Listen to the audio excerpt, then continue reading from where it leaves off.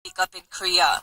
A female prosecutor has come forward to shed light on a sexual harassment case within the prosecution office. Seo Ji-hyun, a public prosecutor at the Changwon District Prosecutor's Office, posted on an internal board on Monday that she was groped by then Senior Justice Ministry official at a funeral back in 2010.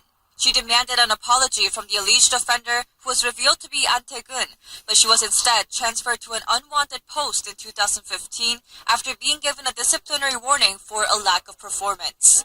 Former prosecutor An says he does not recall the incident and denies being involved in Seo's transfer or any kind of cover-up. Seo said she was inspired by the global Me Too campaign, where women around the world have brought awareness to sexual harassment. She also appeared on a primetime cable television news program on Monday, during which she opened up about other similar incidents concerning her co-workers. After watching the news, members of the public have been filing petitions on the presidential office's website demanding a thorough investigation into the case. President Moon Jae-in also addressed the allegations during a workshop for top government officials on Monday, calling for a shift in social attitudes so women do not have to fear sexual harassment or sexual assault in the workplace. He said it's important to form an environment where victims are able to speak up without fear and urged officials to make the issue a priority. The Ministry of Justice has also ordered the prosecution office to conduct a fair and just investigation into the incident and to look into whether there are additional cases similar to Seo's. Park Hee-jun, Arirang News.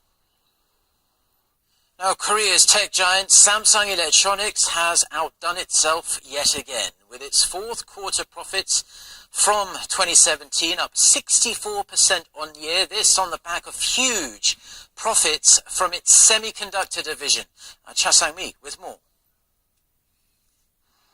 Korea's Samsung Electronics said it recorded an operating profit of about $14 billion for the quarter ending in December, up 64% from the year before. The company's fourth quarter revenue was around $61.5 billion, up 23% on year. Looking at the full year, the company recorded sales of $223.4 billion last year, with an operating profit of over $50 billion, nearly doubling that seen the year before. All of this over strong demand for memory chips and sales of high-end display panels that go into Apple's iPhone X. The world's biggest chip maker said it expects the demand for chips to remain strong in the new year and announced a 50-to-1 stock split. Upon the announcement, the company's shares jumped more than 6% during the morning trade, with shares hovering around $2,460 2 hours into trading. In a written statement, Samsung said its board believes a stock split would make investing in the company more accessible and provide dividends to a wider range of investors from 2018.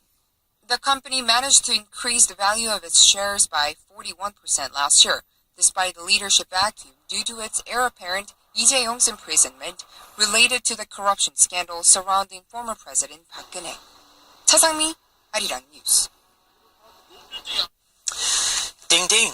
Round 2. South Korea and the United States have started their second round of talks to revise their free trade agreement.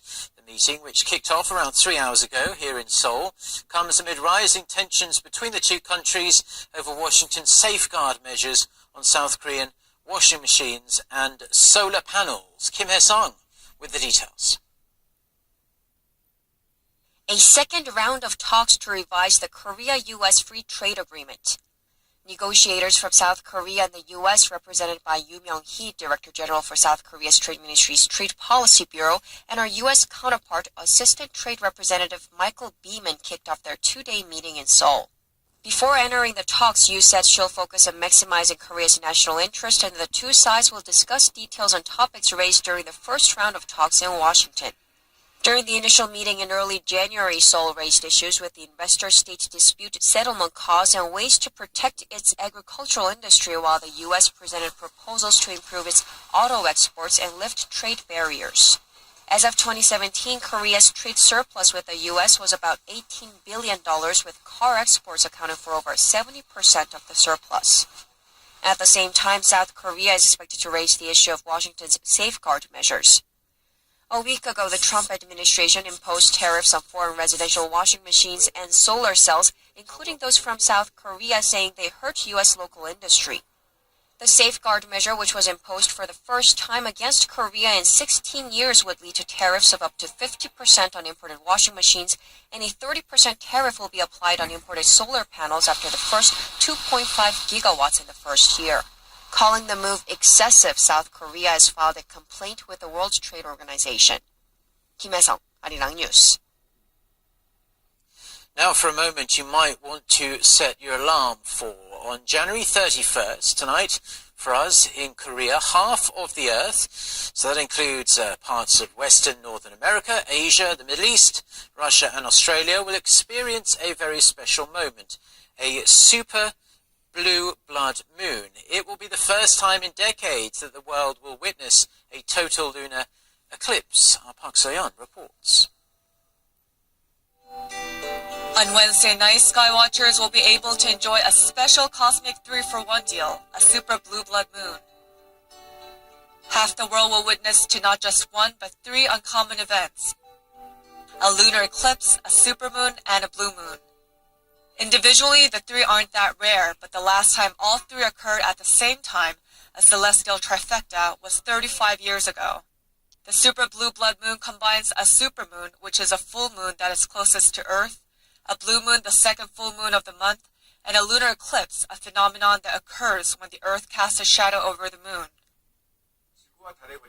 The supermoon looks especially big due to it being closer to Earth. The blue moon and the blood moon, for all 3 to occur simultaneously, is a once-in-a-lifetime event, a very rare moment.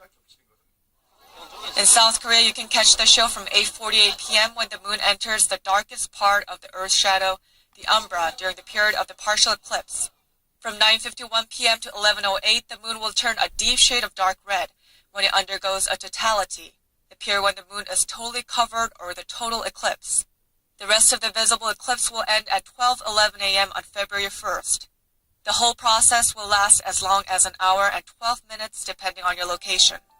So you may want to catch this once-in-a-blue-moon moment, a truly once-in-a-lifetime event.